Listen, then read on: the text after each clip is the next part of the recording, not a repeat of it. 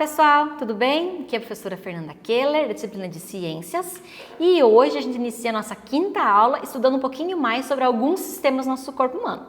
A gente já vem estudando nas últimas aulas, tem estudado nas últimas aulas sobre os sistemas e hoje a gente vai ver mais dois, que é o sistema urinário e o sistema endócrino. O sistema urinário, ele tem uma função muito importante no nosso organismo, já que os rins são estruturas que irão filtrar o nosso sangue e eliminar resíduos que, na verdade, serão mandados para fora do nosso corpo através da urina. Então, basicamente, essa é a imagem do nosso sistema urinário. E aqui a gente vê um pouquinho mais as estruturas que compõem ele. Nosso corpo, então, é formado por dois rins, que eles são estruturas localizadas nas nossas costas, parece que está na frente, mas nas nossas costas, eles têm mais ou menos a estrutura de uma mão fechada. E eles têm a função tão importante, então, de filtrar o nosso sangue, reter impurezas e enviar essas impurezas para a nossa bexiga e eliminar através da urina. Então, aqui estão circuladas as quatro estruturas que formam o nosso sistema urinário. Os dois rins, os ureteres, a bexiga e a uretra. Então, basicamente, o nosso rim, ele é formado por uma estrutura que ela tem a função de filtrar o sangue. Internamente, ele é formado por muitas estruturas, mas o néfron é a parte mais importante porque é ele que vai fazer a filtragem do nosso sangue e reter essas impurezas. Dentro do sangue que passa ali por dentro do rim, a água e os sais minerais e a glicose também, eles retornam para a circulação. Não é eliminado tudo que é filtrado ali. Excesso de água, alguns excessos de sais são eliminados, mas boa parte é filtrada, é absorvida novamente e enviada para a nossa circulação. Além disso, tem a parte que retorna e tem a parte que não retorna, que é, por exemplo, o excesso de água, o ácido úrico, a ureia e a amônia, que são substâncias como se fossem tóxicas para o nosso organismo e elas têm que ser eliminadas. Então, para que o nosso corpo mantenha um equilíbrio, que ele funcione bem, os rins têm a função de mandar essas substâncias embora. As vias urinárias, que são uma outra parte, então a gente pode dividir o nosso sistema urinário em dois, que são os rins e as vias urinárias. Os rins fazem todo o processo de filtrar o nosso sangue e as vias urinárias são o caminho por onde essas toxinas, essas substâncias serão eliminadas, serão mandadas para fora do nosso corpo. Então a gente começa vendo os ureteres, que são dois, cada um é ligado a um rim e eles são ligados à bexiga. Eles têm algo em torno de 20 centímetros, porém eles são estruturas bem fininhas. A bexiga, ela tem a função de armazenar a nossa urina, algo em torno de 300 ml, mais ou menos o que ela armazena, e a partir dali, encheu, por exemplo, em organismos adultos, né? Deu os 300 ml, é como se a bexiga enviasse um sinal, ou o sistema nervoso mandou um sinal para que a gente entenda que deu aquela vontadezinha de fazer xixi. Então, a gente normalmente vai ao banheiro depois que a bexiga atingiu, né, uma certa capacidade de armazenagem de líquido. Ao todo, assim, no máximo, a bexiga pode suportar 1 litro, mas é muita coisa, a bexiga já está muito cheia, né? Então, a gente tem que tomar até um certo cuidado em relação a isso, não ficar prendendo a urina que pode dar problemas urinários mais tarde. A uretra, que ela é um canal que ela vai levar a urina para fora do organismo. Então, é um canalzinho que liga a bexiga ao meio externo do corpo. Nas mulheres, esse canal é curto, tem algo em torno de 5 centímetros.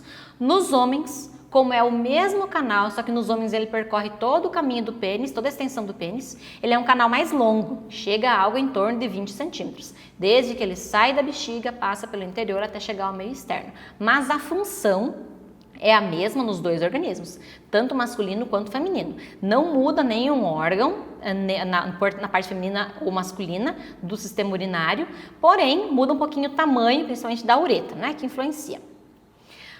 Quais seriam algumas doenças do nosso sistema urinário?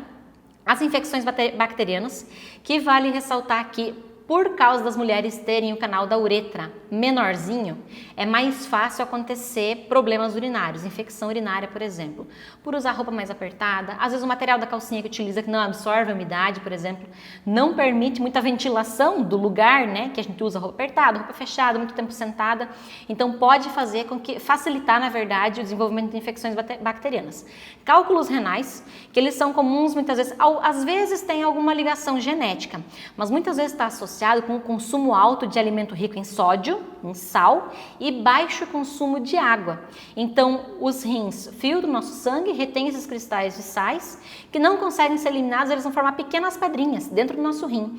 Muitas vezes eles podem se deslocar, essa pedrinha pode se deslocar do rim para o ureter, e aí a dor dizem que é terrível, porque algumas pedras podem ter mais de 1 centímetro, enquanto os nossos ureteres eles têm poucos milímetros de diâmetro. Então, para passar por ali, costuma causar um certo problema, às vezes até fazer com que a urina saia com sangue. A cistite, que é a inflamação da bexiga, a inflamação que estava na uretra subiu para a bexiga, que é a mais comum da infecção urinária. A insuficiência renal, quando os rins não conseguem mais fazer a função adequadamente de filtrar o sangue, dependendo do caso, a pessoa precisa fazer hemodiálise, que aí ela é ligada a um aparelho, e o aparelho vai fazer a função do rim, de filtrar o sangue e retirar as impurezas. Dependendo do caso, então também a pessoa precisa passar por um transplante de rim. Lembrando que, como nós temos 2 rins, se os 2 rins são saudáveis, esse é um órgão que pode ser doado em vida. Eu posso sobreviver tranquilamente com um rim, doando o outro para outra pessoa, desde que ele não seja comprometido por nenhuma doença, né? Ele precisa ser saudável. E a incontinência urinária, que é que a pessoa tem pequenos escapes de urina, que muitas vezes pode estar associado, isso é comum tanto em homens quanto em mulheres, mas é um pouquinho mais comum em mulheres, muitas vezes por causa do parto, porque o útero ele fica em cima da bexiga, e como no parto tem um aumento do peso e uma pressão maior na nossa bexiga, pode fazer que com o passar do tempo, a partir de uma certa idade, aconteça essa incontinência urinária que é corrigida através de cirurgia muitas vezes. E o nosso sistema endócrino. O sistema endócrino ele é um outro sistema muito importante que ele ajuda a controlar as funções do nosso organismo. Junto com o sistema nervoso, que é responsável por mandar as informações, o sistema endócrino também produz substâncias para enviar informações, por exemplo, para fazer com que estruturas, que órgãos desempenhem certa função. O sistema nervoso ele manda impulso nervoso através dos neurônios, como a gente viu na aula passada, e o sistema endócrino ele manda essas informações através de produção de substâncias que a gente vai ver a partir de agora. O nosso sistema endócrino, então, ele é formado por glândulas. Glândulas são substâncias que vão produzir, são estruturas, que vão produzir substâncias que vão atuar em certas partes do nosso organismo. Por exemplo, assim, a gente tem 2 tipos de glândulas. As glândulas exócrinas, que elas produzem substâncias que serão eliminadas para fora, vamos dizer assim, fora da glândula. Eles vão cair em uma parte do nosso organismo, como por exemplo, as glândulas sudoríparas, que elas estão embaixo da pele, que elas mandam o suor para a superfície da pele. As glândulas mamárias, que elas produzem o leite é produzido no interior dos seios e é enviado para a superfície através da amamentação, eliminado através da amamentação.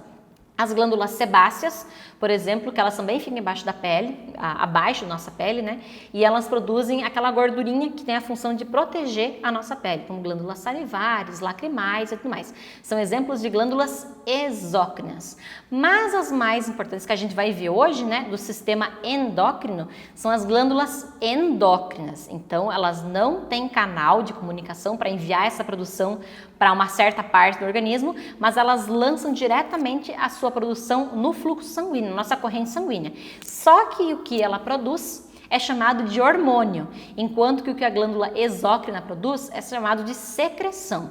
Então, a glândula exócrina, que a gente não vai focar tanto nela agora, produz secreções, e a glândula endócrina, que a gente vai se aprofundar um pouquinho mais, ela produz hormônios, que vão atuar diretamente numa parte específica do nosso organismo. Então, o nosso sistema endócrino ele é formado por diversas estruturas que fazem com que o nosso corpo funcione bem. Aqui tem algumas delas, a gente vai focar em algumas, vamos dizer assim, nas partes mais importantes, porque ficaria muito extenso também ver a função de cada uma delas. Mas, por exemplo, aqui, a glândula pineal, que ela fica protegida na nossa caixa craniana, no nosso encéfalo. Ela tem a função de controlar a questão do sono e vigília, ou seja, nela é produzido um hormônio que é chamado de melatonina. À noite, quando escurece, o ambiente mais escuro, a produção dela é estimulada, que fazem com que você tenha sono. Porém, em ambiente claro, com muita luz, a melatonina é diminuída, a produção dela é diminuída e fazem com que você fique mais esperto, né? Mais desperto, mais acordado. A hipófise, que ela tem a função de controlar diversas glândulas do nosso organismo, porque ela produz diversos tipos de hormônios diferentes. Um deles, por exemplo, a ocitocina, que ela é produzida na hora do parto para estimular a contração do músculo e fazer com que o parto aconteça, e também para produzir leite depois do parto, né, para amamentar o filho. O GH, que é o hormônio do crescimento, e o LH, que é o hormônio que ele tem a função de fazer com que as mulheres ovulem e também é responsável pela produção de testosterona. Depois deles tem o hormônio, tem a tireoide, que são estruturas tireoide e paratireoide, ficam mais ou menos nessa região do pescoço, que eles produzem, a tireoide produz dois hormônios importantes, que são o T3 e o T4, que eles produzidos em quantidade correta, eles vão controlar a velocidade do nosso metabolismo, a velocidade com que a gente gasta a energia que a gente está ingerindo, né, que a gente está consumindo. Se esse nosso organismo gastar energia de uma forma muito lenta, a gente armazena essa energia e acaba engordando. Se é produzido esse hormônio em grande quantidade, ele faz com que você gaste, o seu metabolismo seja mais rápido, você gasta energia muito mais rápido, ele provoca um emagrecimento muito rápido também. O cortisol, que ele é uma substância produzida nas nossas glândulas suprarrenais, que elas ficam sobre os rins, que ele tem a função de permitir, de aumentar a permeabilidade dos capilares, a capacidade de permitir, né, a passagem de substâncias. A adrenalina, que ela é um hormônio liberado em situações de susto, que é chamado de, vamos dizer assim, provoca aquela reação de luta ou fuga, que faz com que desencadeie um monte de alterações no nosso organismo, como a dilatação de pupilas, que diminui o fluxo de sangue para alguns órgãos e aumenta para a parte muscular. Então, esses hormônios, o cortisol e a adrenalina, são produzidos nas glândulas suprarrenais. O estrógeno, que ele é produzido no nosso ovário, então aqui são estruturas no organismo feminino, né? Somente nós possuímos ovários. Então, nos nossos ovários é produzido o estrogênio e a progesterona. E nos homens, na parte dos testículos, é produzido o hormônio da testosterona. E tanto os hormônios produzidos na parte masculina quanto na parte feminina, eles têm a função de dar as características para o corpo masculino e para o corpo feminino, inclusive o amadurecimento dos órgãos reprodutivos com o passar do tempo. Algumas doenças do sistema endócrino também, o hipertireoidismo e o hipotireoidismo, que o hiper é quando a tireoide funciona demais, aquela situação que eu expliquei, ela funciona muito rápido, produz muito hormônio, que controla o metabolismo, fazendo com que o seu metabolismo seja muito rápido e você emagreça de uma forma muito rápida. E o hipotireoidismo, ele produz pouco hormônio, que faz com que o nosso metabolismo seja mais lento, fazendo com que a pessoa engorde mais facilmente. Depois disso, dois problemas, vamos dizer assim, relacionados com o hormônio do crescimento, que é o GH. O nanismo, quando esse hormônio é produzido em uma quantidade muito pequena, e o gigantismo, quando ele é produzido em excesso. E às vezes, a hipófise não para de produzir o hormônio do crescimento, fazendo com que a pessoa já na idade adulta já esteja ultrapassando de 2 metros e tanto, e muitas vezes ela tem que passar por uma cirurgia, porque muitas vezes ela desenvolve um tumor na hipófise, nesses casos, né, de gigantismo, e a pessoa tem que passar por uma cirurgia para parar de crescer. Às vezes ela já está com 2 metros e 30, 2 metros e 30 e pouco, ainda não parou de crescer, só que com esse gigantismo, muitas vezes acontece uma outra doença, aparece um outro problema, que é a acromegalia, que é o desenvolvimento excessivo de estruturas como, por exemplo, a face, as mãos e os pés, que vão causar problemas para essa pessoa também. Ela não encontra calçados para usar, ela não encontra roupas, ela sofre de dores, porque a coluna também fica sobrecarregada, né, por causa do peso. Então, são doenças relacionadas ao hormônio do crescimento. A diabetes, que ela afeta o nosso pâncreas, que também é um órgão do sistema endócrino, que produz hormônios importantes, como a gente já viu em outras aulas, que o organismo não consegue mais reagir à insulina produzida pelo pâncreas, ou porque as células não respondem mais à insulina, ou porque o pâncreas não está mais produzindo insulina suficiente. Distúrbios da puberdade podem acontecer também, que é quando a nossa estrutura reprodutiva ou ela se desenvolve muito rápido, quando ainda a idade na infância, né? Por exemplo, menstruação em crianças muito pequenas, ou quando começa a aparecer características sexuais numa idade mais avançada, quando demora para aparecer essas características.